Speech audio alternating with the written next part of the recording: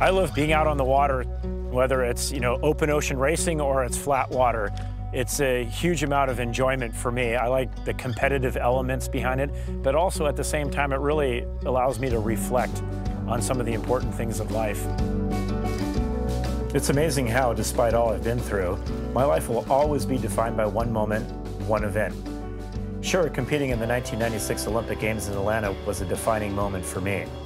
Carrying the American flag and leading my teammates in Sydney to compete again in 2000 was a once-in-a-lifetime experience.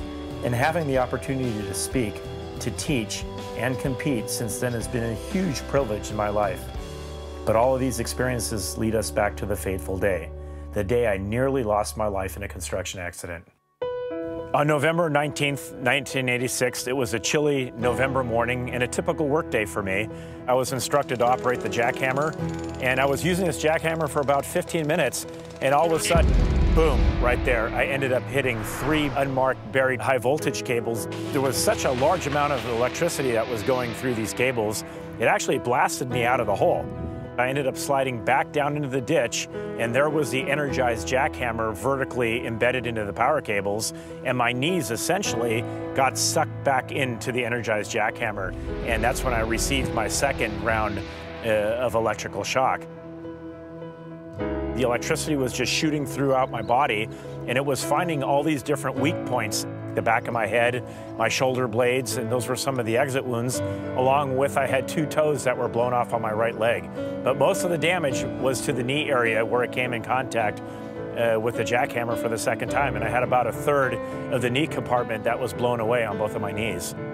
I was very fortunate because the firefighters were very close by. My heart had stopped because of the large amount of electricity, and they revived me, and then they ended up transporting me to the hospital. And that's where my mother came, and she can actually see the smoke, which was smoldering from my knee area, and that's when my family knew that I was in a lot of trouble, let alone trying to survive. What can I say about an accident like that? It changed my life. Nobody thought I'd be able to walk again. It took nearly 15 surgeries to rebuild my legs and over 3 years before I was able to take a single step without crutches. It's amazing that by today's standards, a simple call, a bit of paint or colored flags would have made a difference. It would have made the difference between me leaving that site on November 19th, 1986 in an ambulance or on my own 2 feet. Over the past decades, our underground infrastructure has become increasingly complex and congested. As a result, it becomes a serious issue of safety every time we dig. From simple projects like planting a tree or installing a fence, to extensive excavation that involves entire sidewalks, city streets, or agriculture lands. It is important for anyone, for everyone, to call 811 before they dig. 811 is our national one-call number, connecting excavators with their local communications center wherever they are located. The communications center's job is to notify all facility operators with lines in the vicinity of your intended dig site so that they may respond and mark their lines. Depending on state law, the free call to 811 should be made at least 2 or 3 business days before digging is set to begin, to provide enough time for the area to be marked. Neglecting this important step and choosing to dig without having underground utilities marked is choosing to put your crew and the public at risk. How are you doing this afternoon? Good about yourself. Yeah, thanks for coming out. So, what are we looking at here? It looks like we have a lot of high-tech and low-tech equipment here to be able to mark some of these lines. Absolutely. We use paint and flags to mark where the lines are at. We use this utility locator to help us identify where the line's at under the ground. So when somebody calls 811, who calls you to come out to mark? Well, when you call 811, the facility owner gets notified of where you're digging, and they call us and tell us to go out and mark. So these flags actually carry a lot of authority and a lot of power. They essentially mark where the underground lines are, and they can ultimately save lives. Definitely, definitely. Anyone planning to dig must wait the required amount of time to allow all underground utilities to be marked. If markings are disturbed, vandalized, or otherwise worn away in the time between marking and the completion of your project, the communications center should again be notified so that your site may be remarked accurately. There are many opportunities during an excavation where safety precautions can and should be taken, because most accidents can be avoided.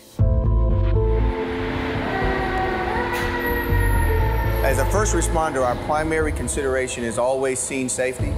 And because we want to make sure that we are protecting the victim, and we also want to make sure that we're protecting the public.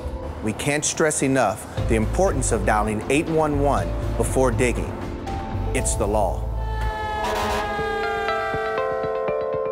Every excavator has the ability to lead by example, to practice safe digging habits, and remain dedicated to the goal of zero accidents on your dig site.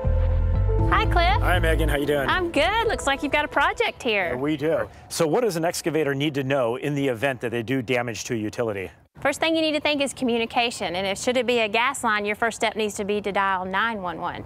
And after the authorities have secured the scene, call 811. And for other non-emergency damages, even little things like scrapes and dents and scratches can cause big issues down the road. So always call 811 and the facility owner. So what is the best tip for an excavator if they're going to go ahead and excavate on a site? Keep in mind those fundamental steps. Call 811 before you dig. Give that locate technician the time to come out and mark underground lines. Then respect the flags and the marks on the ground. And when you do need to dig, if you need to come close to where those marks are within the tolerance zone, don't use mechanized equipment. Use hand tools. You've got to dig safely out there. Safety, that's the most important thing. And you know, it's not just the employee out on the job site, it's the loved ones at home.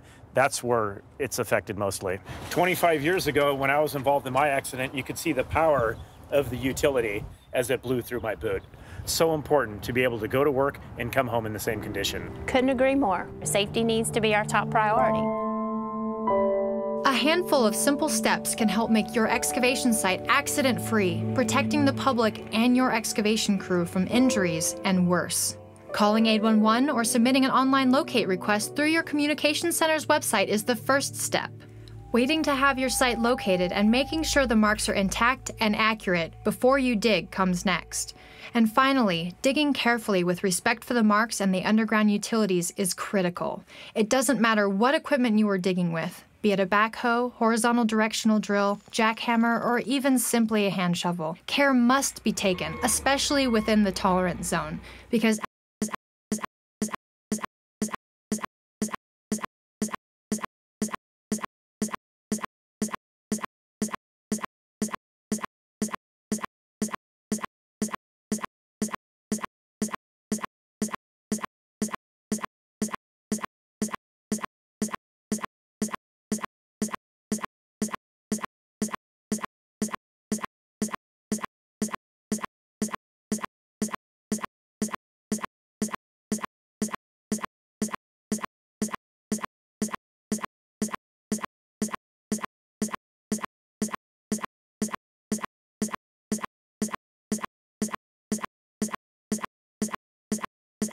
accident